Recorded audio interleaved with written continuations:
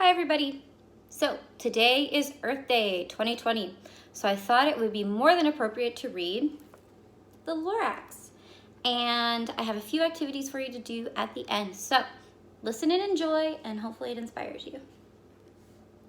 At the far end of town, where the grickle grass grows, and the wind smells slow and sour when it blows, and no birds ever sing, excepting old crows, is the street of the lifted Lorax.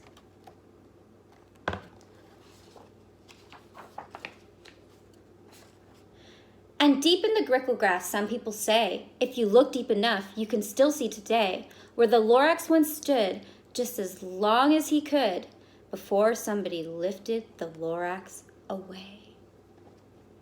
What was the Lorax, and why was it there? And why was it lifted and taken somewhere? From the far end of town where the grickle grass grows, the old Onceler still lives here. Ask him, he knows.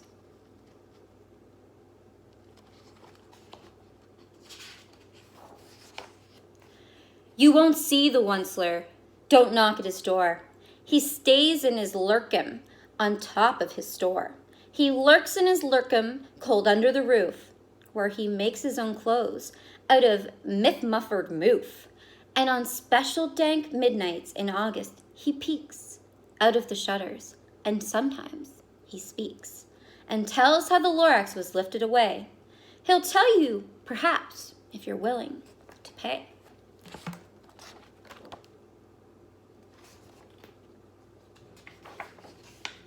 On the end of a rope, he lets down a tin pail, and you have to toss in 15 cents and a nail, and the shell of a great-great-great-grandfather snail.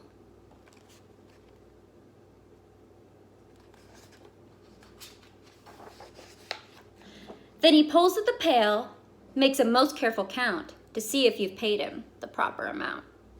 Then he hides what you've paid him away in his snub, his secret strange hole, in his groovulous glove. Then he grunts, I will call you by whisper my phone, for the secrets I tell are for your ears alone. Slop! Down slups the whisper my phone to your ear, and the old Onceler whispers are not very clear, since they have to come down through a snurgly hose, and he sounds as if he has had smallish bees up his nose. Now I'll tell you, he says, with his teeth sounding gray, how the Lorax got lifted and taken away. It all started way back, such a long, long time back. Way back in the days when the grass was still green and the pond was still wet and the clouds were still clean, and the song of the swami swans rang out in space, one morning I came to this glorious place. And I first saw the trees, the truffle trees, the bright-colored tufts of the truffle trees, mile after mile in the fresh morning breeze.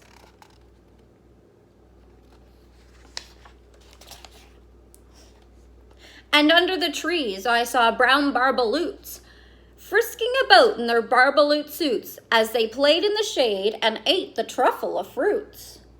From the ripulous pond came the comforting sound of the humming fish humming while splashing around.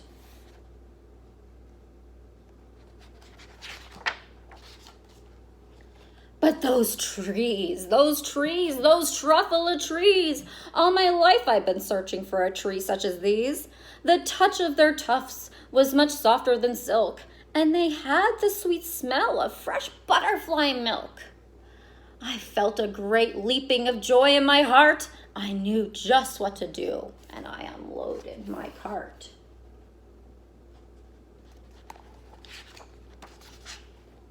In no time at all, I had built a small shop. Then I chopped down a truffle tree with one chop. And with a great skillful skill and with great speedy speed, I took that soft tuft and I knitted a sneed.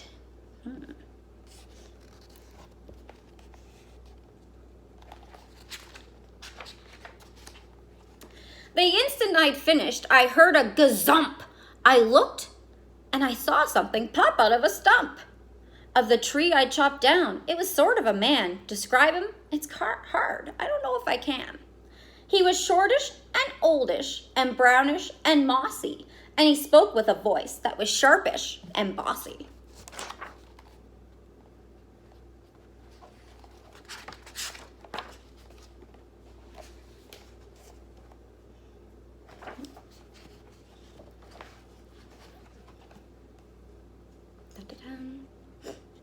Mister, he said with a sawdusty sneeze, I am the Lorax and I speak for the trees.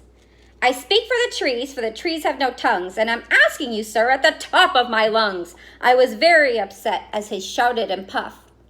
What's this thing you've made out of my truffle a tuft?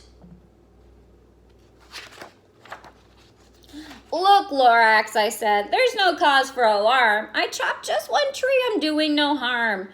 I'm being quite useful. This thing is a thneed. A thneed, a fine something that all people need. It's a shirt, it's a sock, it's a glove, it's a hat. But it has other uses, yes, far beyond that. You can use it for carpets, for pillows, for sheets, or curtains, or covers for bicycle seats. The Lorax said, Sir, you are crazy with greed. There is no one on earth who would buy that fool thneed.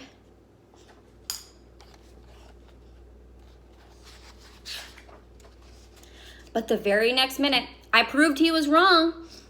For just at that minute, a chap came along, and he thought the thneed I had knitted was great. He happily bought it for $3.98. I laughed at the Lorax. You poor stupid guy. You never can tell what some people will buy.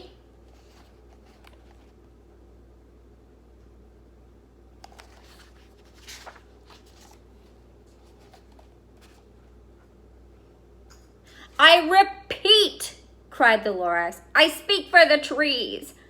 I'm busy, I told him, so shut up if you please. I rushed across the room, and in no time at all,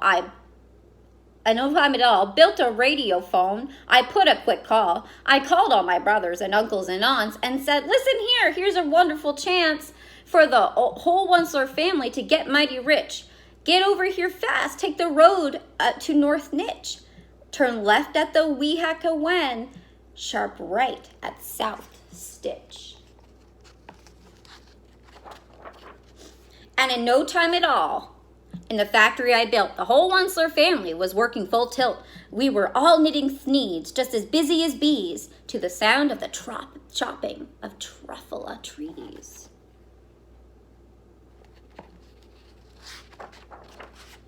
Then, oh baby, oh, how my business did grow. Now chopping one tree at a time was too slow. So I quickly invented my super axe hacker, which whacked off 4 truffula trees at one smacker. We were making thneeds 4 times as fast as before, and that Lorax, he didn't show up anymore.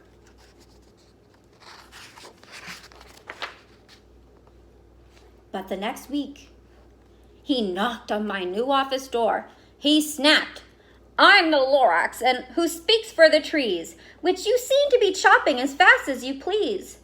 But I'm also in charge of the brown barbaloots who played in the shade in their barbaloot suits and happily lived eating the truffula fruits. Now, thanks to your hacking my trees to the ground, there's not enough truffula fruit to go round, and my poor barbaloots are getting the crummies because they have gas and no food in their tummies. Poor barbaloots.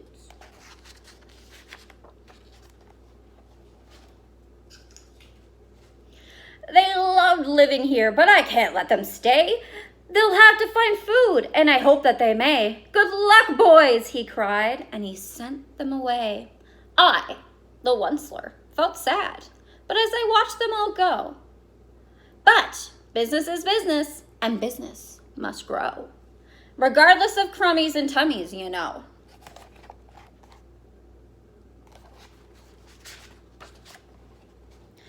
I meant no harm.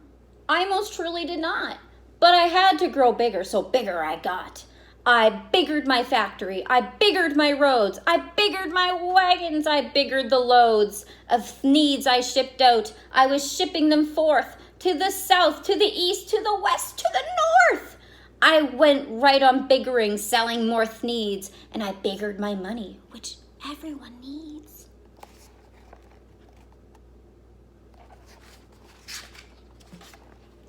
Then again he came back.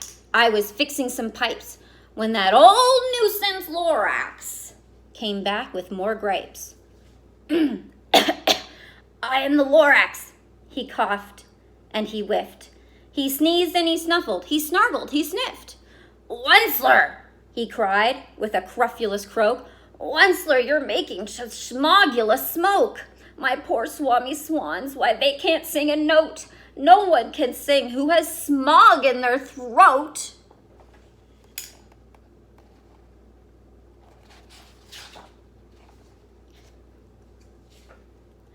And so, said the Lorax, please pardon my cough. They cannot live here, so I'm sending them off. Where will they go? I don't hopefully know. They may have to fly for a month or a year to escape from the smog that you've smogged up around here.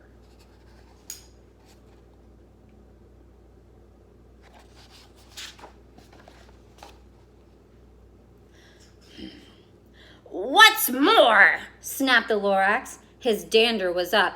Let me say a few words about that gloopity-glup. Your machinery chugs on day and night without stop, making gloopity-glup and sloopity-slop.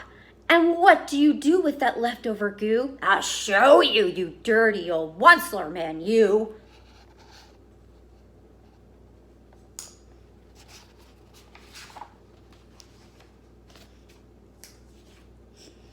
You're glumping the pond where the humming fish hummed.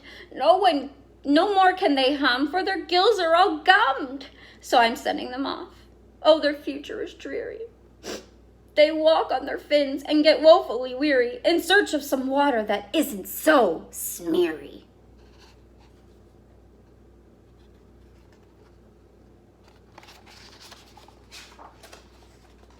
And then I got mad.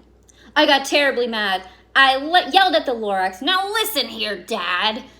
All you do is yap, yap, and say bad, bad, bad, bad. Well, I have my rights, sir, and I'm telling you, I intend to go on doing just what I do. And for your information, you Lorax, I'm figuring on biggering and biggering and biggering and biggering, turning more truffle trees into thneeds, which everyone needs.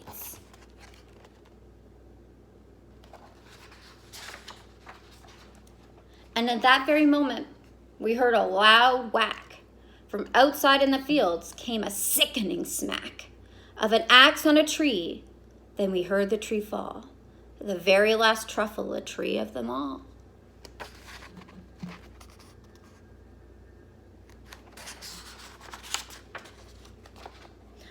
No more trees, no more thneeds, no more work to be done. So in no time, my uncles and aunts, everyone, all waved me goodbye. They jumped into my cars and drove away under the smoke-smuggered stars. Now all that was left neath the bad-smelling sky was my big empty factory, the Lorax, and I.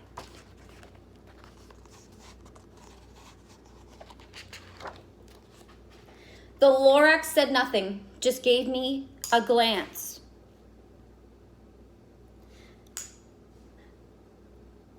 Just gave me a very sad backward glance as he lifted himself up by the seat of his pants.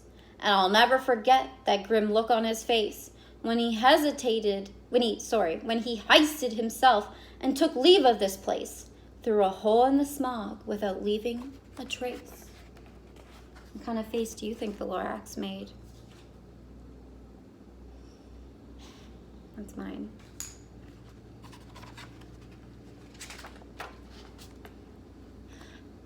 And all the Lorax left here in this mess was a small pile of rocks with one word, unless. Whatever that meant, well, I just couldn't guess. That was long, long ago. But each day since that day, I've sat here and worried away. Through the years, while my buildings have fallen apart, I've worried about it with all of my heart.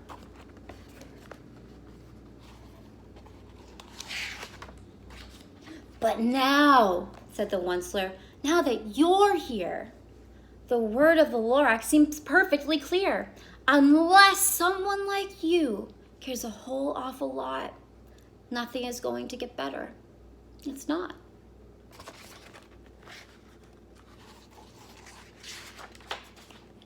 So, catch, calls the Onceler.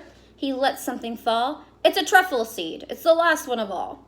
You're in charge of the last truffle of seeds. The truffle trees are what everyone needs. Plant a new truffle, treat it with care. Give it clean water and feed it fresh air. Grow a forest, protect it from axes that hack. Then the Lorax and all of his friends may come back.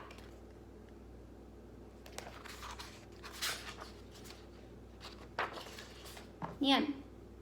So, boys and girls, because it's Earth Day, I have sent along a little activity for you to do with Earth Day, about what you would do if you were the Lorax.